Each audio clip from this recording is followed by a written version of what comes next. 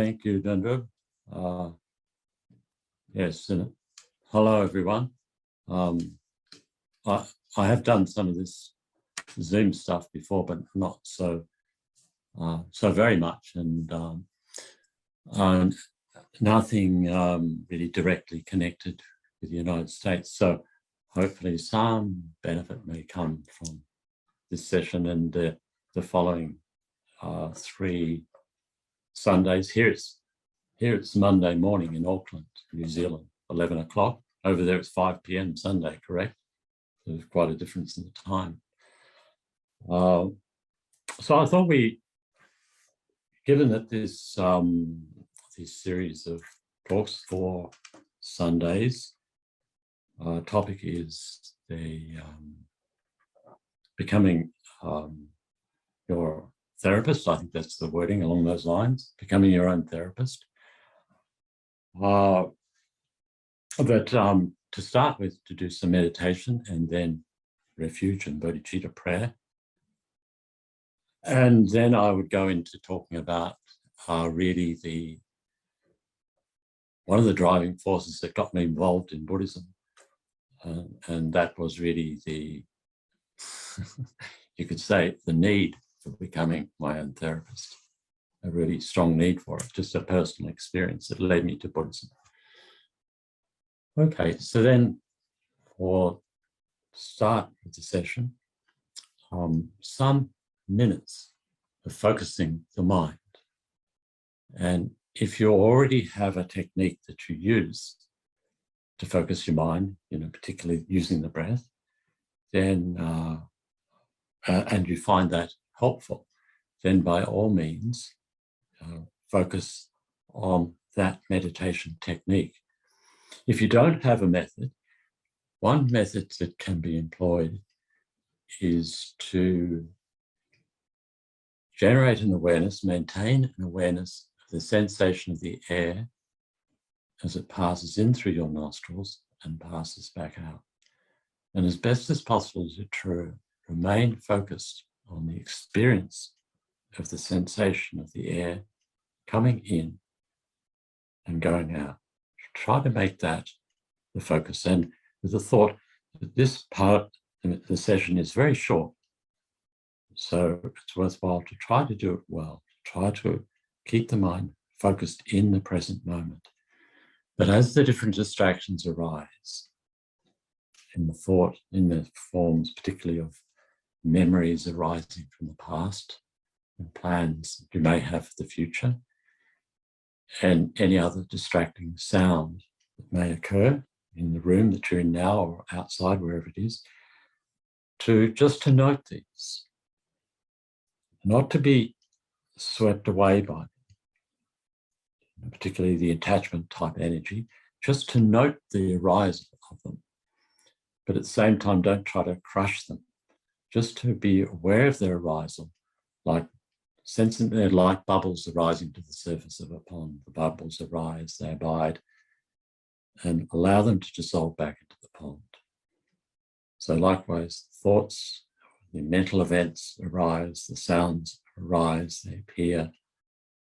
Not to buy into them, just to note them, even label them, thought, memory, plan, sound. And make it your business to bring the mind back with gentleness, with kindness, but with alertness. So then just for the next few minutes like that.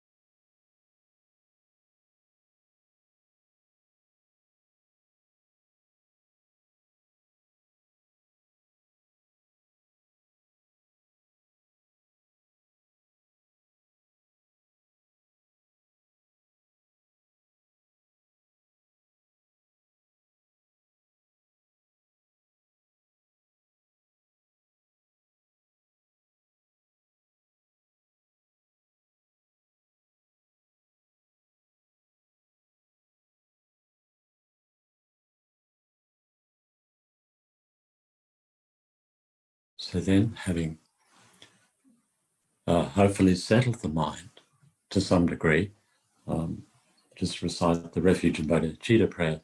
Refuge in this prayer establishes the session as a Buddhist session, and Bodhicitta establishes the session as a Mahayana Buddhist session. Sangye choran sogi chonam la chancho badu dani kapsu chi dagi jin sogi pe sonam ki dola penche sangye du pasho. Sangye choran sogi chonam la chancho badu dani kapsu chi dagi jin sogi pe sonam ki dola penche sangye du pasho. Sangye choran sogi chonam jancho badu dani kapsuchi dagi chin sogi te sonam ki dola penche sangye drupa shu.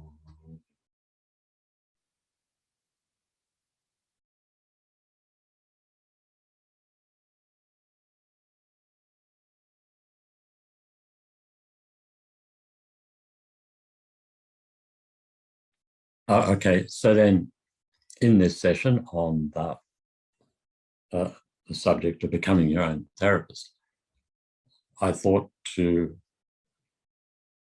really explain something that was a very strong factor in me getting involved in Buddhism, or finally finding Buddhism, and how it was that when I did make connection with Buddhism at Kopan Monastery in Nepal, our mother center, from which the other centers near PMT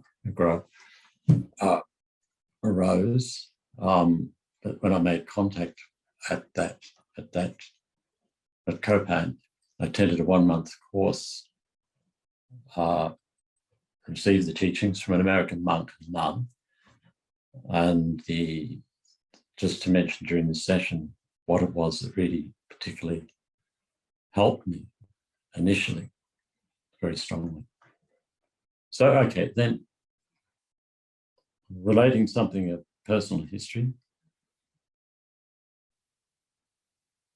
I hope it doesn't come across too much as too much self-centeredness or whatever, but I think it can be relevant from a point of view of understanding, that events occur in our life, very strong events, which can be the motivating factors to find a system of medicine like Buddhism. So for me, the thing was that the year that I left school, and the year I left school, I was very pleased to leave school. I didn't go to tertiary education at that stage. I felt that high school was very limited in what it taught. It didn't teach about life, and I wanted to learn about life. My idea about learning about life was earning money, being able to buy a car, go to parties, get drunk, meet girls, and other meaningful types of things. These were the central things, I thought, at that time. At the same time as that was happening, the world seemed to be opening out in a very positive way. That Australia was also caught up in the Vietnam War. If you're my age, then you're American, you know only too well about it. And even if you're younger, you would know about it historically. So Australia was caught up in the war. And we also had a system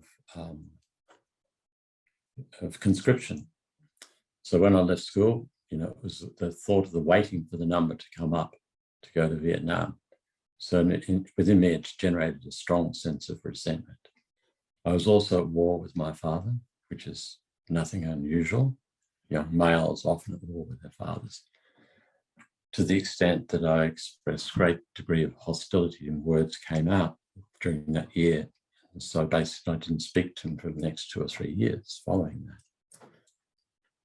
that. And as I was manifesting out my life, what was happening, I was actually like a little kid. I didn't realize it. I was acting like an adult and pretending to be an adult, but there was another level within me that was anything but an adult, to the point where, I got the sack from my first job because of my attitude. And then also I bought a sports car and driving too fast. There was a girl who was a passenger in the seat beside me, not a girlfriend, but someone who was there. Approached an intersection too fast. And there was a sign even above it saying danger. But I didn't heed the warning. I wasn't listening to the warning, the signs. Approached the intersection too fast. A car smashed into a truck. Her teeth were smashed in like this, and she ended up going to hospital. The car was a wreck and no insurance. So this, but at the same time, simultaneously with this, was that I got involved in a relationship with one girl. And because of the fantasies that I brought up with, including a diet of American movies like this, those earlier type movies, the diet of American movies, the idea that you would find this perfect partner, mixed with an earlier understanding, even when you're really young, for me, even in primary school, you can fantasize. It doesn't have to be sexual. Fantasize. You see these other girls, I'd like to be with her. And to have that kind of thinking. So all this came together. And when I met this girl, the totality of that experience, maybe most people have had it, where you experience a relationship with all your senses, smelling, tasting, touching, seeing the whole thing. And it brings on a whole feeling state. Perhaps you call it lovesick. And I created this idea, we're going to be together for the rest of our lives, right? Like this, eternally happy. But she had different ideas. And she thought she could struggle on in life without me, like that. She just dropped, just like that. That occurred.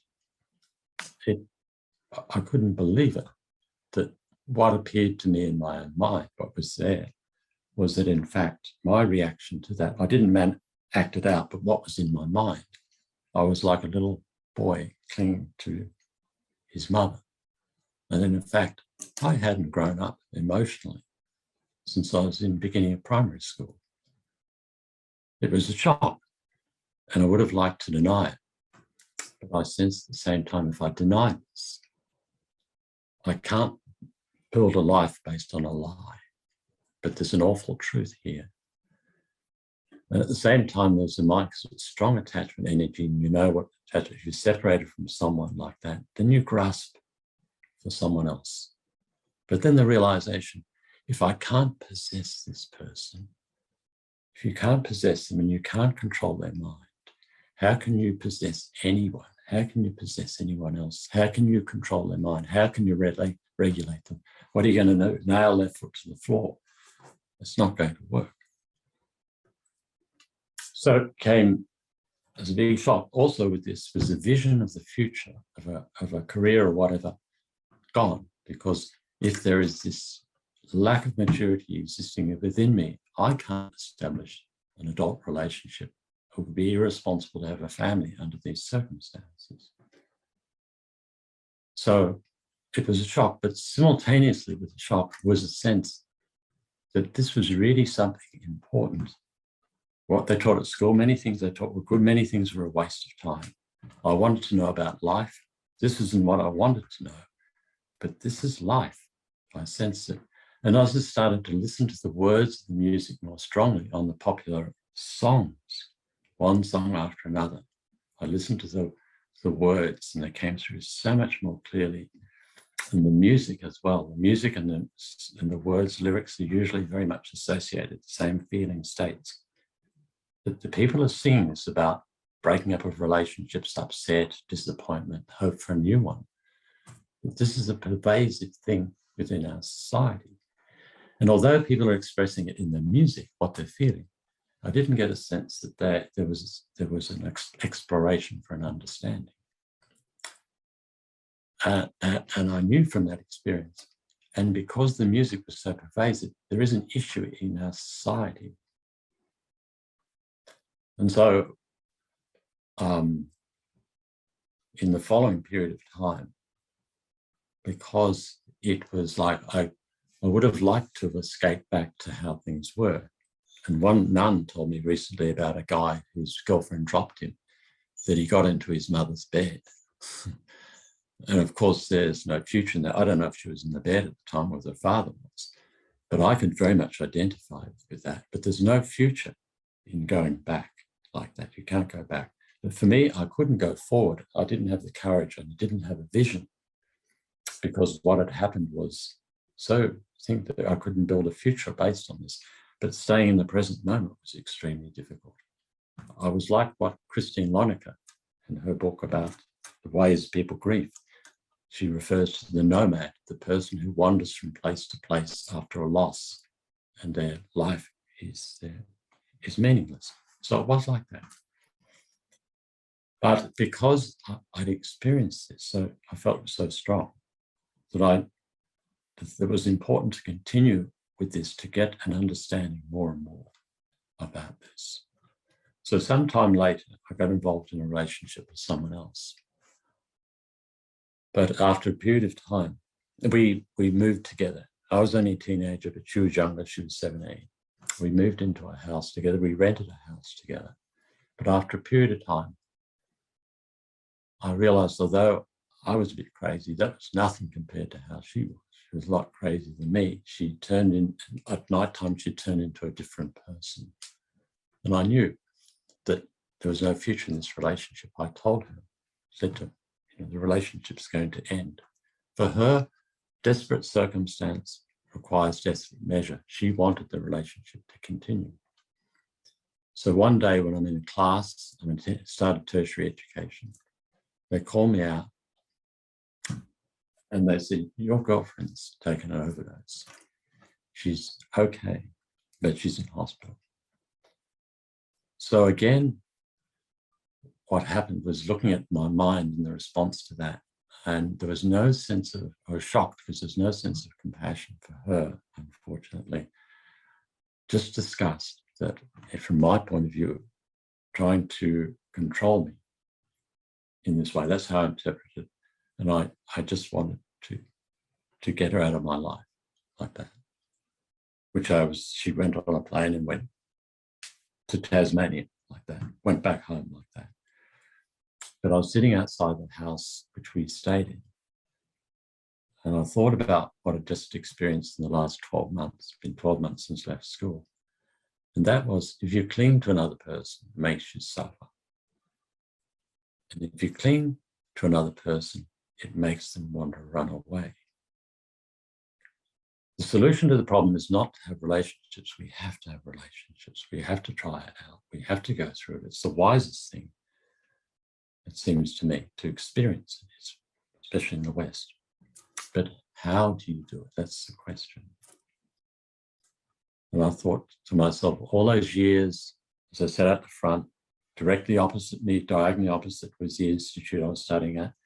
To the left was the school I went to.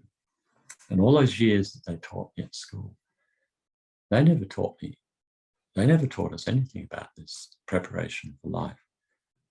They'd say, of course, it's not our business.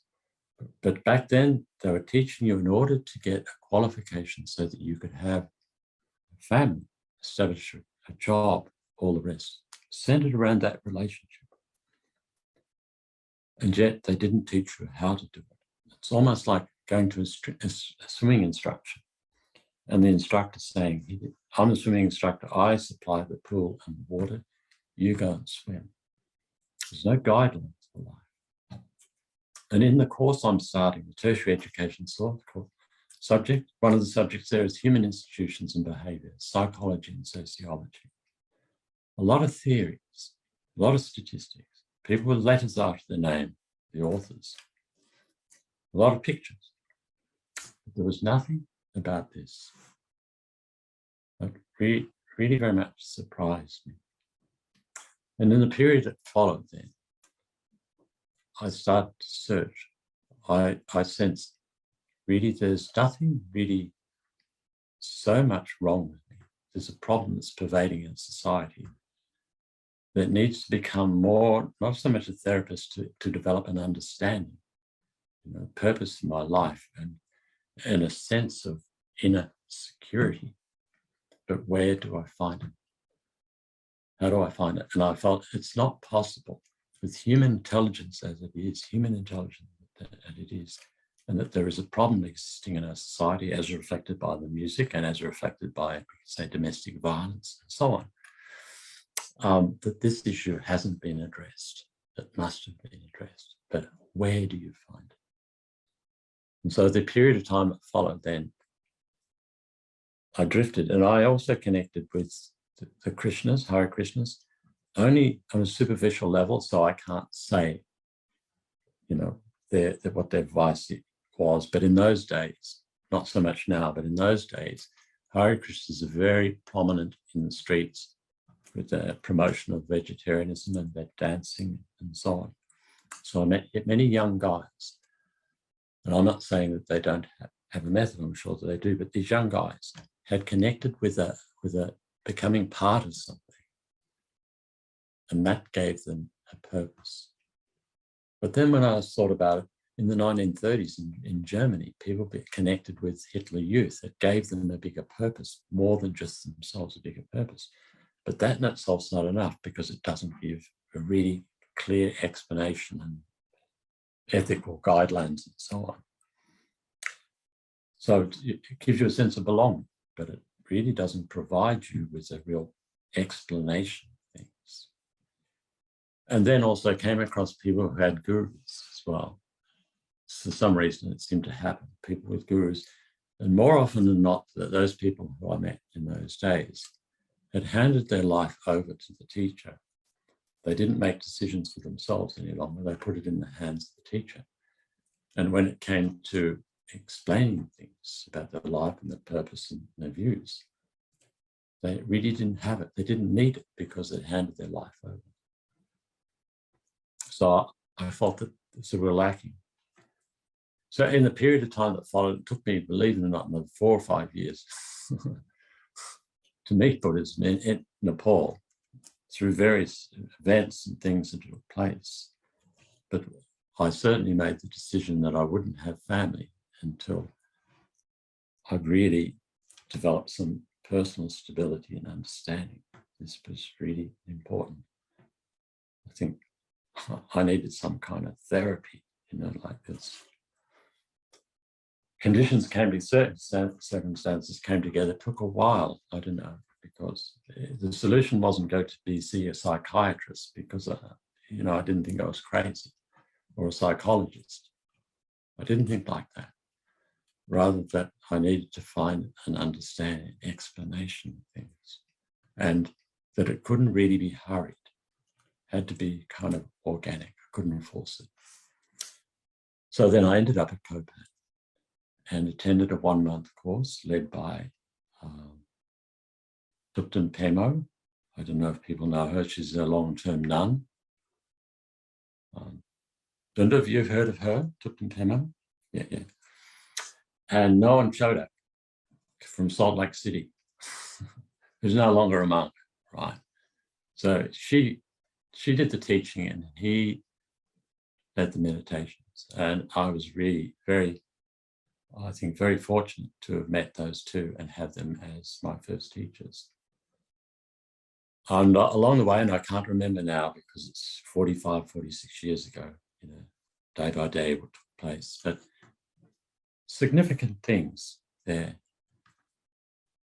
The first teaching in the Buddha gave was the first, was the 4 Noble Truths, and amongst the first of these truths was the truth of suffering. And when that was presented, I felt that, you know, the incredible integrity of Buddhism, in that it is saying, it is getting you, encouraging you to look at life, warts and all, looking at yourself, looking at the life situation. That in itself gave me some kind of confidence that this is a tradition of integrity and to take notice of, and the sense that it's up to you. They give the outlines, you know, the suffering of course, sickness, aging, death, birth, but then also the idea of the suffering of being separated. My first-hand experience of that, first suffering of being separated, this is part and parcel of life. Suffering of not getting what you want and then suffering of being faced with the things that you don't like. And this is part and parcel of life. And again, we weren't taught anything about this at school. So I thought, listening to this, I could tune into this, and I became, in a sense, even as that was being taught, much more relaxed, sensing,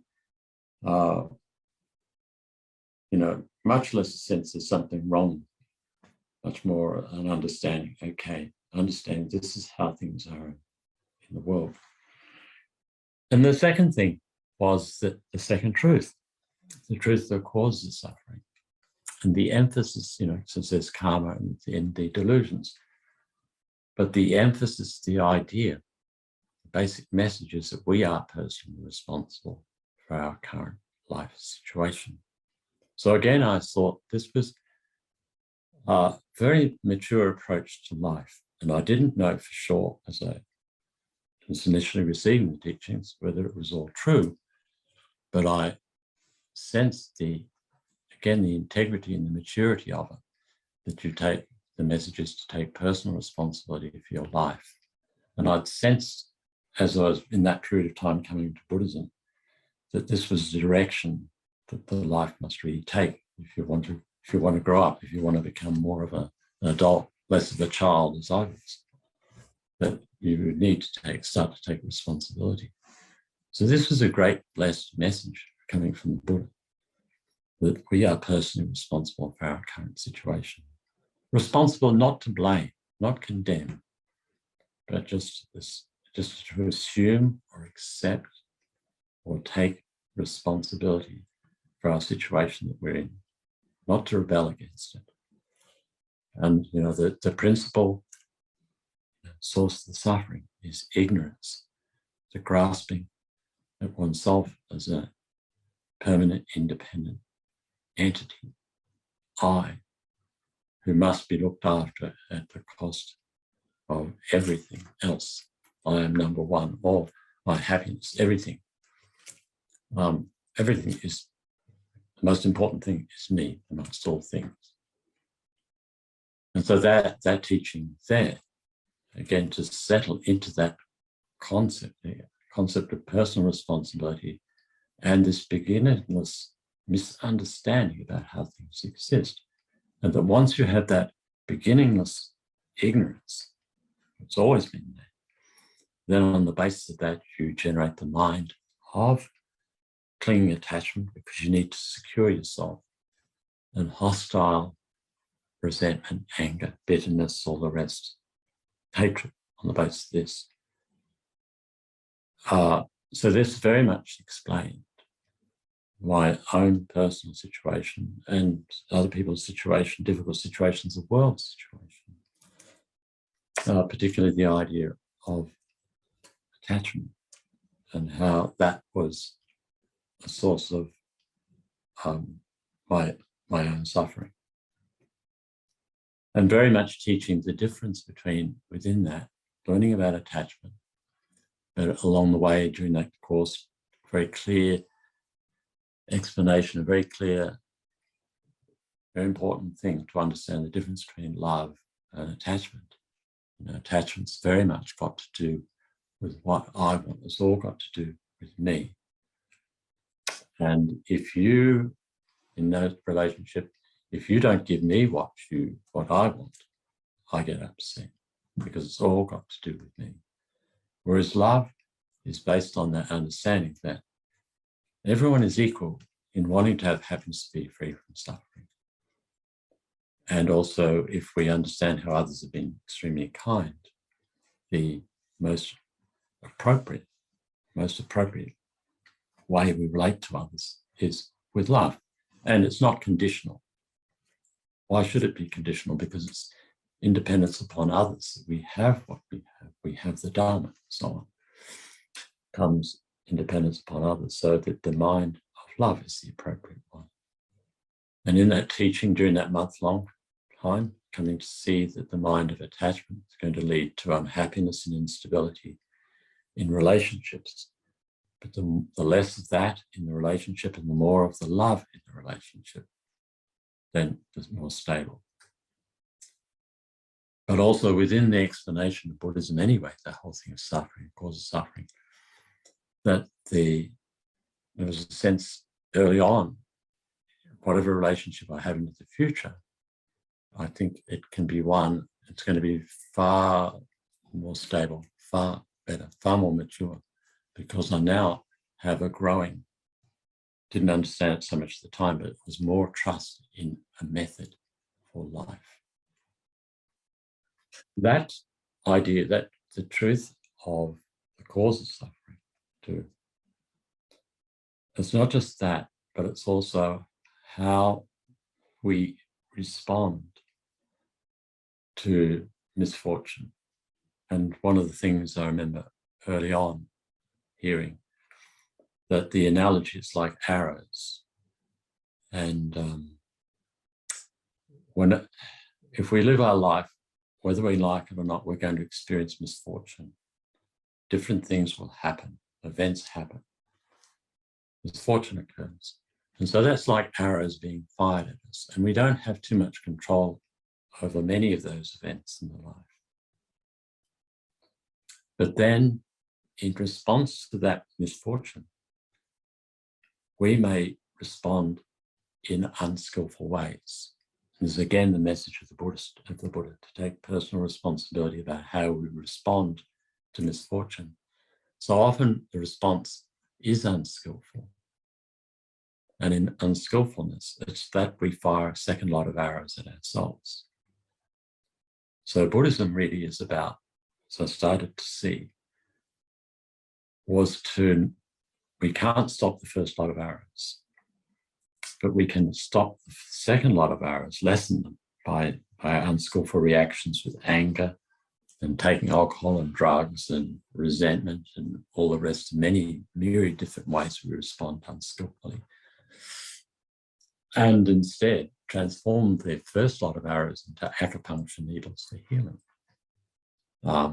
So that the misfortune, whatever occurs in the life, becomes an opportunity for personal growth. And I can't, the analogy probably wasn't presented in that course, but the message was very much conveyed. And so then within that understanding, all of this is refuge. This is Dharma. It's refuge. It strengthens your refuge. And when you strengthen your refuge in Buddha Dharma Sangha, it increases your sense of security. And so when you engage in relationships into the future, when I engage in, I have the security I can afford. If the relationship folds or whatever, it's okay. I can deal with that. So another part that a co-pan that's helped me very much too was the message from the word go. Although in the Lama Rim teachings, it's not taught according to the 3 scopes, levels of motivation. The emphasis was placed early on the mind of the altruistic mind of Bodhicitta, to motivate, to listen to the teachings, to engage in the practices with the mind of Bodhicitta, the aspiration to reach enlightenment in order to remove all beings from suffering. And so the emphasis placed along that theme, one of the themes of the course, was a sense of dependent arising, that whatever we have in this life depends upon others. We come into this world within the body of another person. They could have died giving birth to us.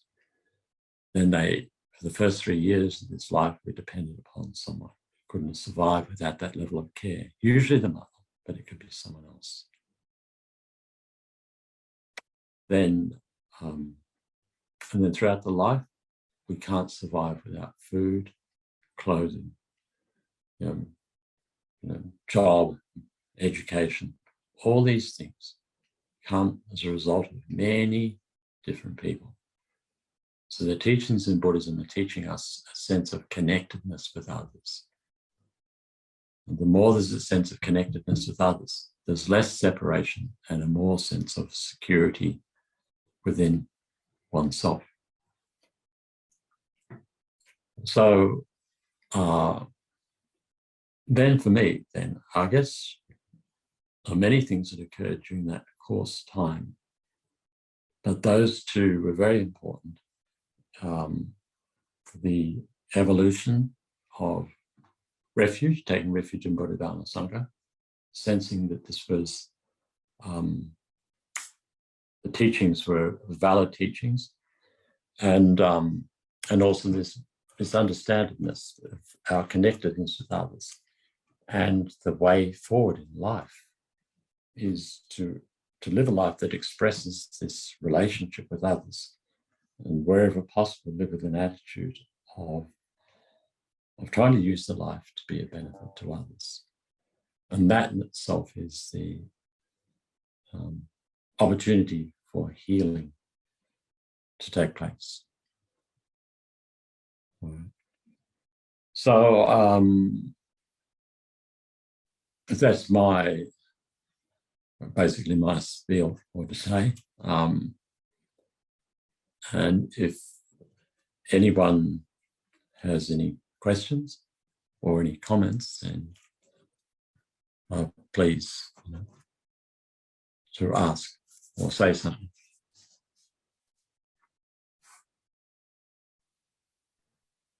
Venerable, there was a question in the chat that you touched on, but Janet, when we did the refuge and bodhicitta prayer, Janet asked, what is bodhicitta? Okay. Bodhicitta is the aspiration to reach enlightenment or Buddhahood in order to remove all beings from suffering. So often it's said, you say it's an aspiration, but it includes two aspirations. The main aspiration is to remove all beings from suffering. And the secondary aspiration is often said to be the aspiration to attain enlightenment in order to be best placed with the wisdom and compassion and the skill, the ability to be able to accomplish benefits to others.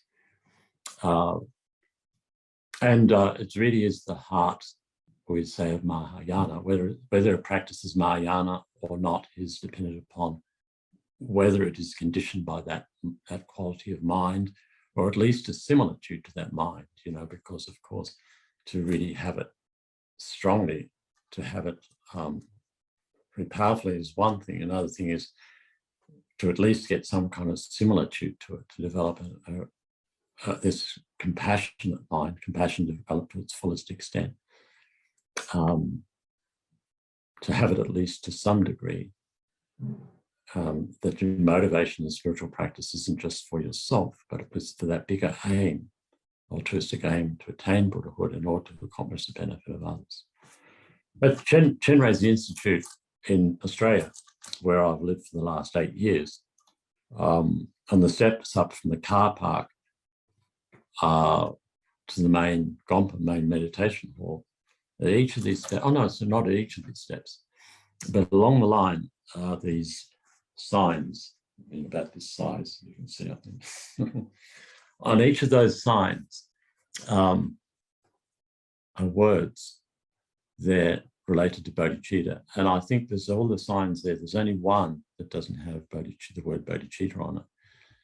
And they were put in place just at the start of COVID-19, when COVID-19 and everything happened back in March, whenever it was, 2 years ago, I think, wasn't it?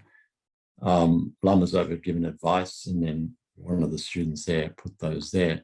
And it was almost like that was the message, how best to deal with the situation, whatever came up.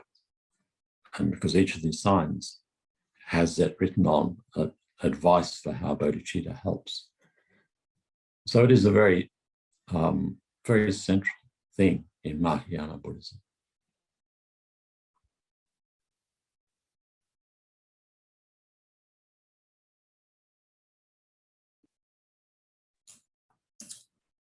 Can I go ahead with a question? Yes. Thank you, Venerable Tony. Your earlier, how you relate to your earlier years around relationships and the wildness of it, if you will, the instability of it. So I can relate to it very strongly. So I spent my life, most of my life, I'm 63 now, in exile from relationships, sort of touch and go affairs, which have always been busy making for me. So here I am at this stage, well invested in, I feel, in the Dharma path and blessed with teachers.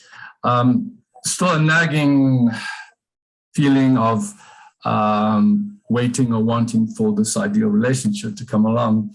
So I take seriously, you say, taking responsibility for how we respond to misfortune. Is this something to think about here, about just giving up this pursuit towards this ideal relationship thing and just getting on with my own work of personal growth and refinement, and really making that my life goal? Or do I listen to the squeaky voice that's still pushing me towards this romantic ideal? Kind of funny. I don't know, one way or another, what would be your guess, maybe? About the way forward here, you know, like you said, there's no future in going back. Any one way or another, if I could be so humble to ask that. Okay, so I think that you won't lose either way if you spend your time focusing on the inner development thing, right? Remember, if you are able to apply that teaching in your life, the theory would be, at least, if you did end up getting in a relationship, the relationship's going to be a lot better, because less likely you're going to have, or you might become more desperate as you get older to find the relationship, of course. You know, you still be 80 years of age and still holding it, you know, I can recognize that. But in general, you know, with the evolution of practice, right, you feel more secure in yourself anyway, I think. And so when you enter, if it does happen, you're going to have a more mature approach. And hopefully you would also understand that regardless of this person being finally found the perfect partner, separation is going to happen at some time. That can be difficult, but that's almost like what. So in other words, for the relationship to work, it has to be more than the clinging thing. It's going to, if you do that, even if it's an ideal person, you found it after all these years and they have a heart attack, yoga, you know, ends. So I think that, you know, looks to me, you know, Dharma practice is most important, but individuals, their individual inclinations, and it may very well be the case that you do find a partner and you do resonate, you do have similar sets of values. That's an important thing, a set of values that are similar. And it is the best way for you to relate. I think sometimes they say, I've heard, women do it better by themselves than guys do. Life. I don't know if it's true. I've heard that said. So guys more often need to have a partner than women do, but I don't know if that's true. Right? But I would, you know, what you're saying, and so on, you're revealing your feeling. I think that's very reasonable, I think. And I wish you all the best, whichever way it is. But number one thing, you should practice. And if you do find that partner, whoever it is, whichever way it goes, then I hope it flourishes. Thank you. Good. Whereabouts are you from? Where are you living? I live in Las Cruces, New Mexico, down on the southern border of New Mexico. The roots grew up out of Rhodesia, which... you've got South African accent. Something. Rhodesia. Zimbabwe. Zimbabwe, yeah. Okay. Oh, okay. I was wondering. Yeah. Okay. All right.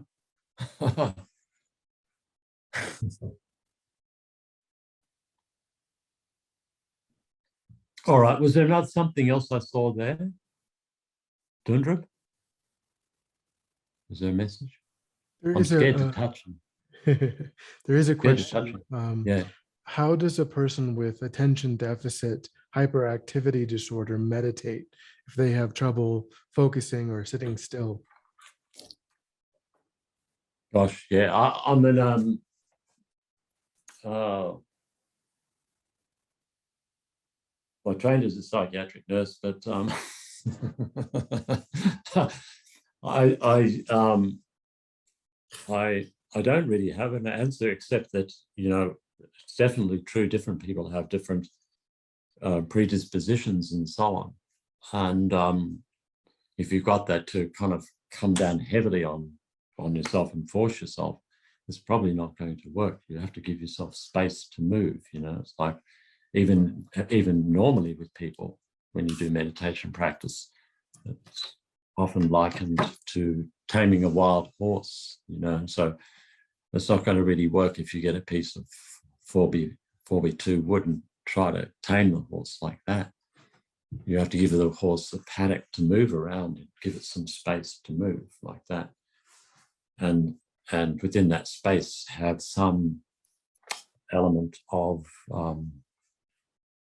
restraint and control, but you have to work it however. But I guess it's bringing those two things in, that you don't, you know, don't squeeze too tight. But you also have to have some level of control, and how individuals do that, I don't know. I'm sure there are people. I'm not a teacher of meditation as such, you know, like that. There are definitely others who have got more experience of doing that, and how best for a person in that situation. But certainly, if that is a person has that situation, then you definitely have to give the person space. You can't expect them to sit silently and not move. It's a difficult one. But it has to come from the side of the person themselves. It's another thing, is that really we may try to impose on someone else to do it, but it has to come from the person's side themselves, and seeing the problems that are created by their mind and then becoming motivated to do it. So Dundra, was that a question that the person themselves were asking about themselves, or was it someone asking on behalf of someone else? I'm not sure. I think probably for themselves, but I'm not sure. Themselves, yeah. Yeah, I certainly get trying to do it for someone else, or trying to impose it on someone else it's more problematic. But if the person who has that disorder, then they can have the motivation. They know what it's like to be like this. But they also need, like with everyone, you need to be kind to yourself when you meditate. If the mind's agitated, you know, forcing it, being aggressive with it, it doesn't help. You know? It just makes it wilder. It just leads to your own despair. So you've got to do it with kindness. And I think, you know, if you often said with meditation, shorter sessions, shorter and more frequent sessions, and to find the time of day, which is where your mind is more settled. Most people, it seems to be morning and evening, but they're individuals. And I think it's a matter of exploring yourself, what works. But it would also be helpful if you make connection with a meditation teacher, and someone perhaps who is familiar with that. There are probably people who work in that field who've discovered best ways for people dealing with that state of mind.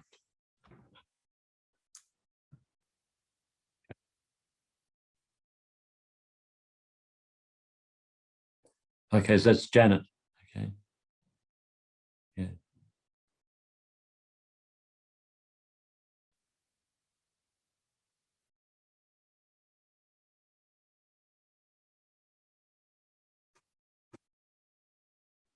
Are there any other questions?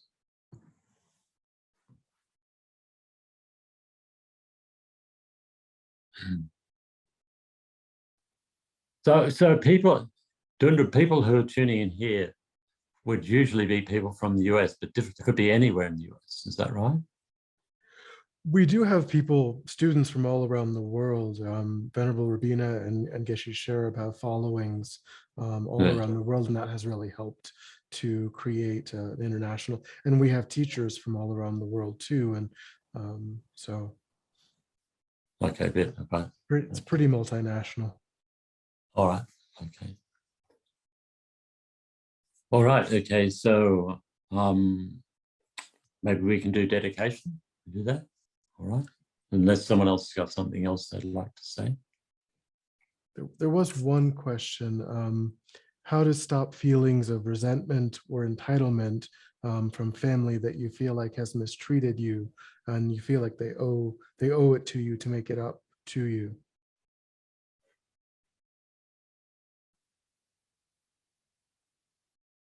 Yeah.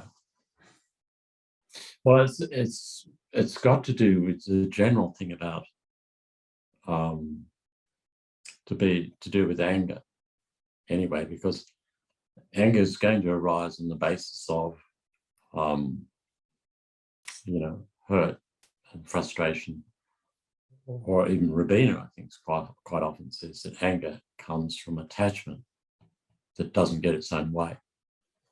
So we really got to focus on our own mind in that circumstance. And that's the thing is, even if our family, whoever it is, can also be partner, can be children, can be anyone, usually it's people who are close to us, may have done the wrong thing to us. But it's very difficult, to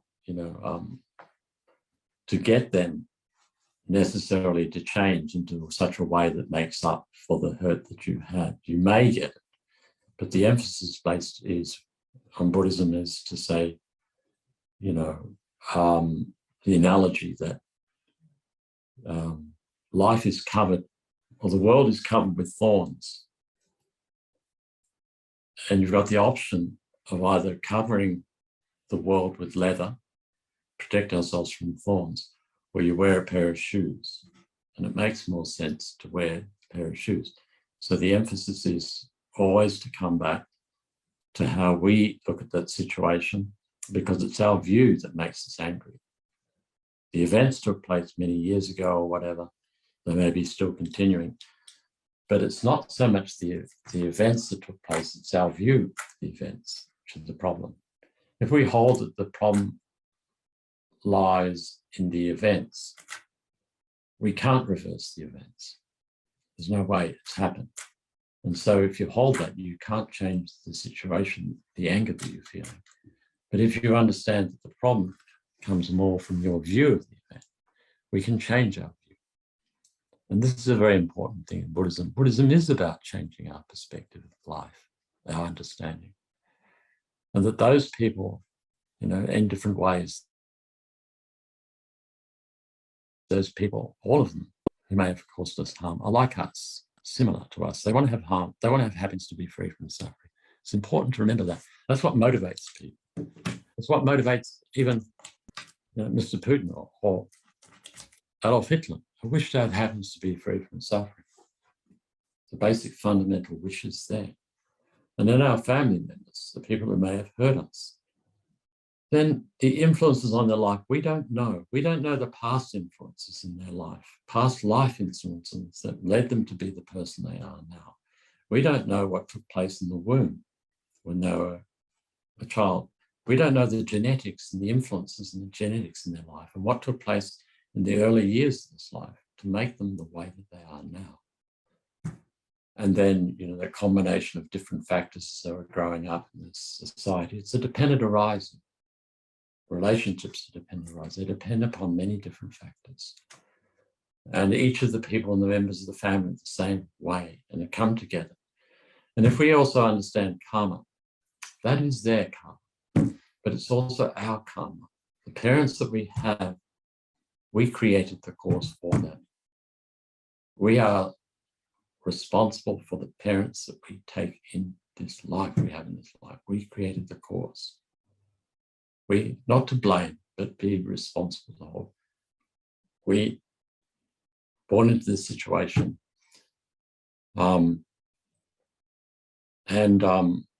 If we don't change our view, the problem is you remain angry and resentful. There is no other way out of it but to change the view. But the point is that even if we change our view a little bit, it brings about big changes to ourselves. So the opportunity is there. And if you get a taste for it, it's an important thing to get a taste for feeling, for the sense of having changed your view to some degree about something you didn't like, you know, anger and so on. Because then you know that you've got the taste and you've discovered that you have control in your life. You can control your life. You can control your relationships because you can change your view, your understanding in that relationship. And each time you do that, then how you relate to the people is different and it'll change. If you have a more healthy approach, more understanding, kind approach to those who've caused you harm, they will be obliged to change too. Because the thing, why is that? Is because you are no longer the person that you were before. And somehow, organically, most likely, they will also be obliged to change. And in that process of change, they may come to the point of apologizing to you, forgiving you, you know, to really come down and bring about changes to themselves. But the number one thing is for us to understand that when there's anger, we need to own responsibility for that situation and then to be motivated to think, do I want to continue this way? Do I want this relationship with my family to continue this way? It would be no. The answer is no. If we don't want it to occur, then we have to work. And work with, you know, understanding, kindness, forgiveness for our own well-being. And then if it's for our own well-being, then that means we can start to help others, because it becomes very difficult to be able to help others to a great degree if you're living with embitteredness.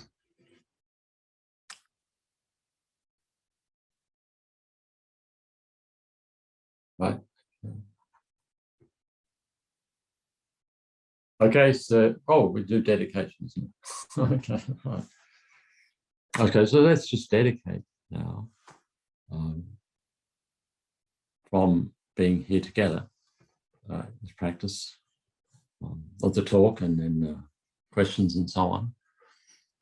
What are the positive results there have been from being together like this to the awakening of more wisdom and compassion in our hearts, because for us, if we are Buddhist, or even if we're not Buddhist, but we have an interest in Buddhism, more than ever, the world is dependent on us and our understanding, wisdom and compassion to bring about sanity in the world. And so may it be the case of being here together, that we can be a source of sanity and peace in the world.